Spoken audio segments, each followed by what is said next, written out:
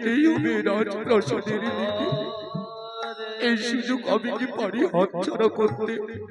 পারবো না। চলো আর বিলম্ব না করে ওই সেনাপতির সঙ্গে চলো ওই রাজপ্রাসাদের দিকে। এসো ব্রাহ্মণ, আর বিলম্ব নয়, এসো ফিরে যাবো আমরা রাজপ্রাসাদের দিকে।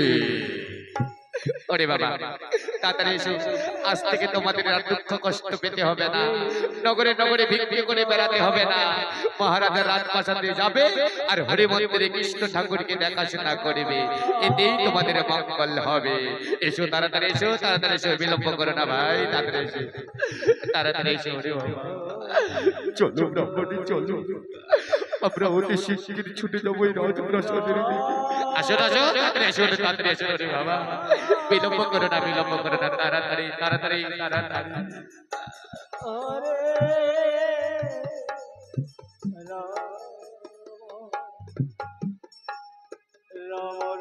তাই তো বৃদ্ধ ব্রাহ্মণ মনে বড় আশা নিয়ে ছুটে চলেছে রাজপ্রাসাদের দিকে, কৃষ্ণ মন্দির হরি মন্দিরে দেখাশোনা করিবে বলে। এই কৃষ্ণ মন্দির হরি মন্দিরে দেখা করতে গিয়ে এমন কি অঘটন ঘটল বৃদ্ধ ব্রাহ্মণের জীবনে। এদিকে মহারাজ, ও তাই তো পাঠিয়েছি সেনাপতিকে ওই নরোত্তম ঠাকুরের দর্শনে, কিন্তু এখনো ফিরে আসছে না কেন? দেখবো ক্ষণকাল অপেক্ষা করি কতক্ষণ পরে তারা ফিরে আসে আমার এই রাজপ্রাসাদে। ওরে বাবা, তাড়াতাড়ি আসো রে, তাড়াতাড়ি আসো রে, বিলম্ব করে লাভ নাই, মহারাজ আমাদের জন্য অধৈর্য হয়ে পড়েছে। এসে এসো।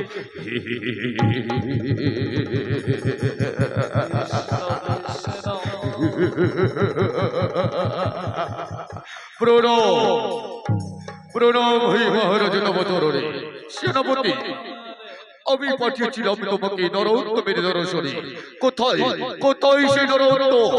মহারাজ, এবার থেকে তোমার মনোবাসনা পূরণ হতে চলেছে মহারাজ। এই সেই নরোত্তম, এই সেই পথের প্রতি, এই সেই বৃদ্ধ ব্রাহ্মণ। ওগো মহারাজ, প্রণাম মহারাজ। আজ আমায় স্মরণ করেছেন কেন মহারাজ? তথাস্তু। তবে তুমি সেই নরোত্তম, তুমি সেই বৃদ্ধ ব্রাহ্মণ? হ্যাঁ মহারাজ, আমি সেই পথের পথি, আমি সেই ভিখারি ব্রাহ্মণ, নাম আমার নরোত্তম। ওরে নরোত্তম, শুনেছি আমি তুমি নাকি দয়াবান, সদাচারী, ন্যায় বিচারী। এও শুনেছি আমি তুমি নাকি একজন ব্রাহ্মণ বৈষ্ণব পূজারী। তাই যে দেখো দুই নয়নে এই যে প্রতিষ্ঠিত করেছি আমি হরি মন্দির আমার এই রাজপ্রাসাদে, এই কৃষ্ণ মন্দির তোমায় দেখাশোনা করতে হবে। পারবে পারবে তুমি নিত্য দিনে গোবিন্দের চরণে পুষ্পাঞ্জলি দিতে? পারবে তুমি নিত্য দিনে গোবিন্দের গুণগান গাইতে, গোবিন্দকে সন্তুষ্ট করিতে?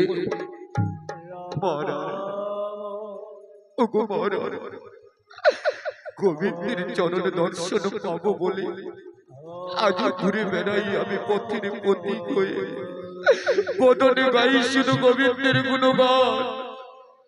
একদিন আমি যে চাই আমার গোবিন্দের রূপ দর্শন।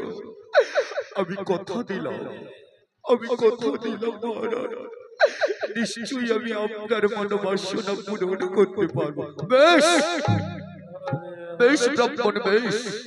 তাই যদি সত্য হয়, এই রাজপ্রাসাদে আমি ঘোষণা করলাম আজ থেকে এই হরি মন্দিরে কৃষ্ণ মন্দিরের দায় দায়িত্ব সমস্ত কিছু উপর অর্পণ করলাম আমি তোমার হাতে। আজ থেকে হরি মন্দির তোমার অধিকারী।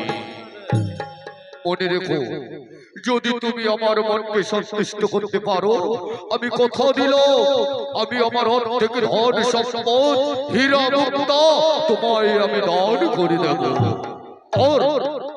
আর যদি কোনোদিন তুমি আমার সঙ্গে বিশ্বাসঘাতকতা করেছো, আর যদি কোনোদিন তুমি আমার সঙ্গে প্রতারণা করেছো, তাহলে আমার হাত থেকে তোমাকে কেউ রক্ষা করতে পারবে না। এই অদম গরিব ভিখারি কোনোদিন বিশ্বাসঘাতকতা করতে জানে, আমি আপনার সঙ্গে বিশ্বাসঘাতকতা করতে পারবো না মহারাজ। আপনি নিশ্চিন্তে ছুটে যান বিশ্রাম কক্ষে। আজ থেকে এই হরি মন্দিরের সম্পূর্ণ দায় দায়িত্ব রইল আমার হাতে। বেশ, তোমার কথা শুনে আমি সন্তুষ্ট হলাম। চললাম এবার আমি বিশ্রাম কক্ষে।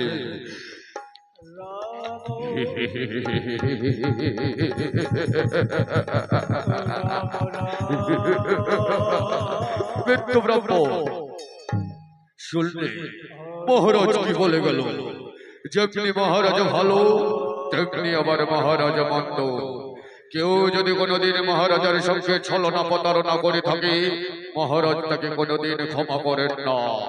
আর যদি কেউ মহারাজের মনকে জয় করতে পারে, মহারাজ তাকে বিলীন করে দেয়, সর্বস্ব উজাড় করে। তবে বেশ, আজ থেকে হরি মন্দিরে থাকলো তোমার হাতে। আগামীকাল সূর্য উদয়ের পরে ফিরে আসবো এই হরি মন্দিরে দর্শন করিতে। আজ থেকে থাকবে তোমরা এই হরি মন্দিরে। চলো রক্ষে, ফিরে যাবো রাজপ্রাসাদের দিকে। চলো চলো, এই ভালো করে দেখাশোনা করবে। আজ এই হরি মন্দিরে এসে আমার কেমন জানি আনন্দিত আনন্দিত লাগে, কত শান্তিময় জায়গা।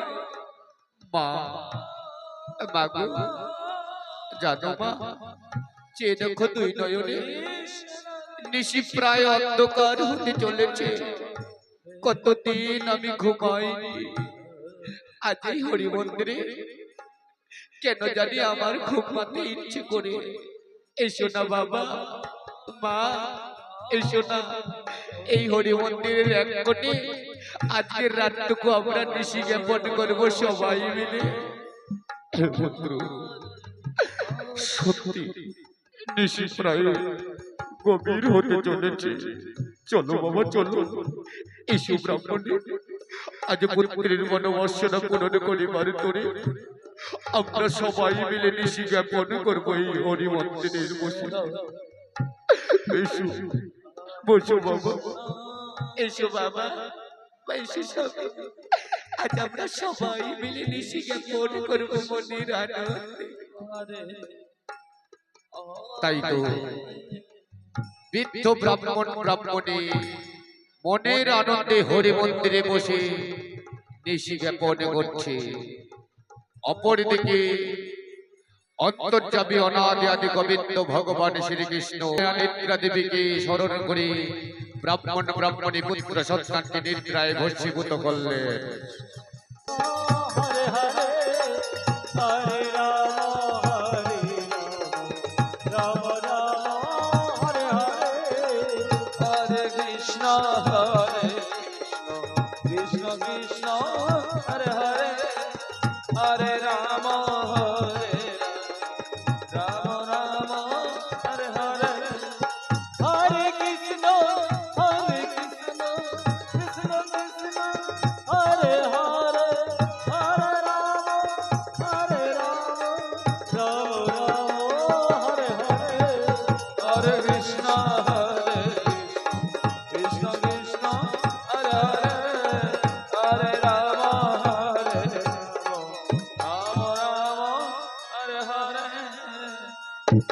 হরে আমি আকার, আমি নিরাকার, আমি যুগে যুগে অবতার। তাই তো সত্যতে দাদা পরে বারে বারে অবতীর্ণ হয়েছিলাম ধরা ধাপে।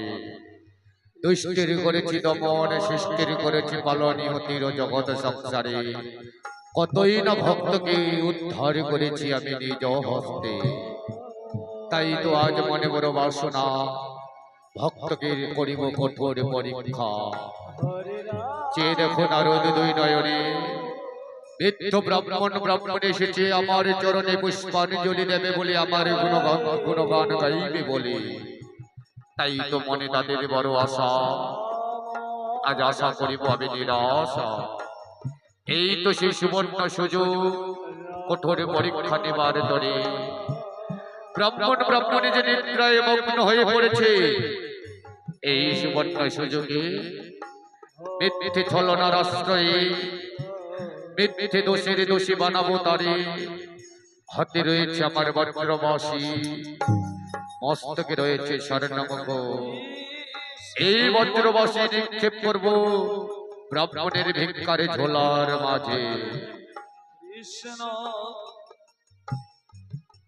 কৃষ্ণ কৃষ্ণ হরে হরে নারদ, মস্তকে রয়েছে আমার স্বর্ণমুকুট। এই স্বর্ণমুকুট নিক্ষেপ করব আমি ওই বৃদ্ধ ব্রাহ্মণের ঝোলার মাঝে। হরে রাম রাম রাম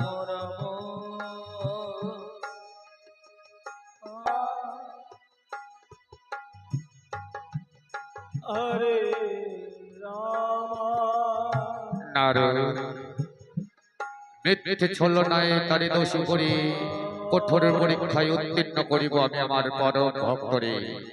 দেখি কত কষ্ট কত দুঃখ অতিক্রম করে পারে কিনা এই অনাদি আদি গোবিন্দকে লাভ করিতে। তাই তো আর এখানে বিলম্ব নয়, ওদিকে সূর্য উদয় হতে চলেছে। চলো মহানেত্রের তলে তলে ফিরে যাব আমরা আমাদের বৈকুণ্ঠ লোকে। বেশ ঠাকুর বেশ, তোমার ইচ্ছাই আমার ইচ্ছা, তোমার ধর্ম আমার ধর্ম। তাই মহানেবী না বাজাবো, বিনারে সুরে সুরে নৃত্যের তালে তালে ছুটে যাবো তোমার ওই বৈকুণ্ঠ লোকে। বেশ, বাজাও তোমার মহানেবী না। হরে কৃষ্ণ কৃষ্ণ কৃষ্ণ হরে হরে হরে রাম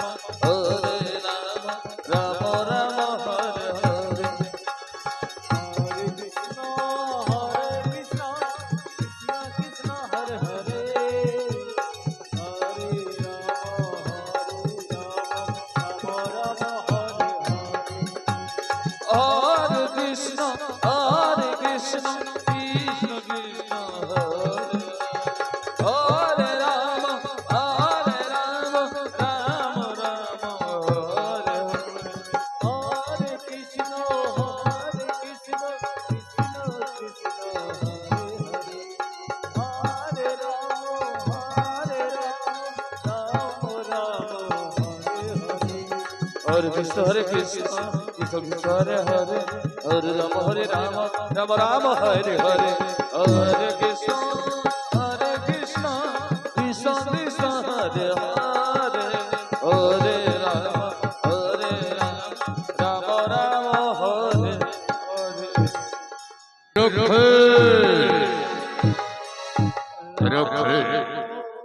তাই তো আগামীকাল বৃদ্ধ ব্রাহ্মণকে দিয়েছে হরি মন্দিরের দায়িত্ব। বেলা বাড়ায় দেখতে দেখতে গড়িয়ে গেল। দেখি ওই বৃদ্ধ ব্রাহ্মণী এখনো পর্যন্ত গোবিন্দের চরণে পুষ্পাঞ্জলি দিয়েছে কি না দেখি একবার এক নজরে।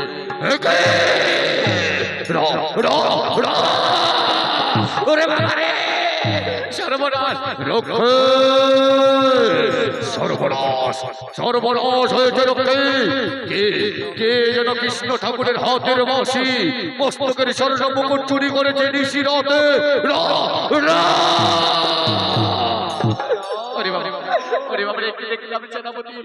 সত্যি এক রাতে কে যেন কৃষ্ণ ঠাকুরের হাতের বাঁশি আর মস্তকের স্বর্ণ মুকুট চুরি করেছে। আয় আয় আয়, এত বড় পাপ কে করেছে? নিশ্চয়ই নিশ্চয়ই ওই বৃদ্ধ ব্রাহ্মণী চুরি করেছে। কেন না এই হরি মন্দিরের দায়িত্ব ছিল তাদের হাতে।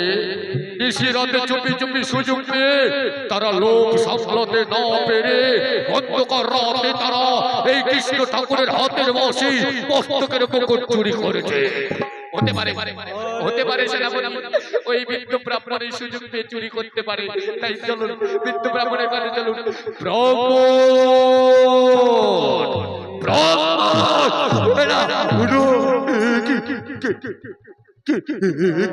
সেনাপতি, বৃদ্ধ ব্রাহ্মণ এসো, কান ধরে তোমায় দেখাচ্ছি আমি। এসো, দেখো দেখো কৃষ্ণ ঠাকুরের হাতের বাঁশি কে চুরি করেছে, কৃষ্ণ ঠাকুরের মস্তকের স্বর্ণ মুকুট কে চুরি করেছে। নিশ্চয়ই তোমরা চুরি করেছো নিশি রাতে অন্ধকারে সুযোগ পেয়ে। না না,